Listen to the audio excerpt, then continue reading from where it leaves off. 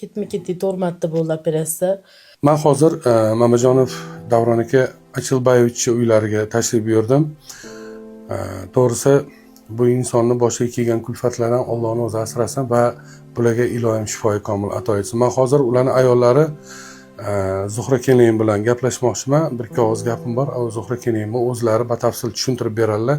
Har bitta so'zimiz hujjatlarga asoslangan. Keling, assalomu alaykum. Avvalambor mushkulingiz oson bo'lsin. Nima bo'lgan akamga? 14-dekabrda shunaqa operatsiya bo'lib qoldi.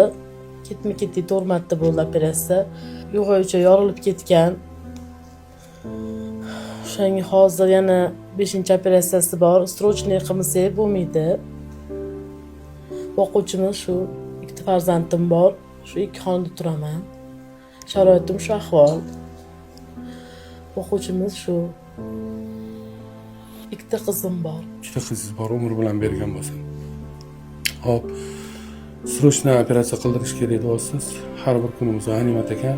Men ham xalqdan iltimos qilaman. Bizning yurtimiz hech qachon, bizning xalqimiz bir-birimizni tashlab qo'ymaganmiz, chunki O'zbekistonda yashaymiz. O'zbekiston mehribon xalq.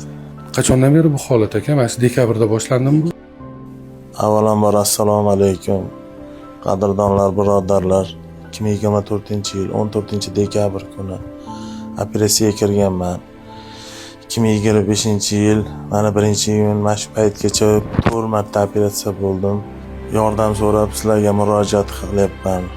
Yordam beringlar. Shu bolalarim uchun yashashim kerak. Uyda sotadigan narsam qolmadi. Nimaki bo'lsa hammasini sotib quritdim.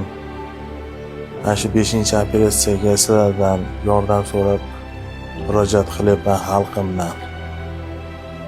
Rahmat, sog' bo'linglar, omon bo'linglar.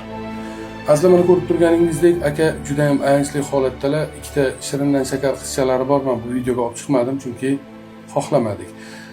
Asli har bitta narsa hujjatlar bilan tasdiqlangan va bu odamlar telefon raqamlari qolaversa, o'zlarini plastik kartalarini video ostiga qoldiraman, qo'lingizdan kelgancha imkon darajada ehson qilishinglarni so'rab qolamiz. Ushbu videoni tezroq tarqalishiga yordam beringlar. Hammamizdan Alloh rozi bo'lsin. Tanjoninglar sog' bo'lsin.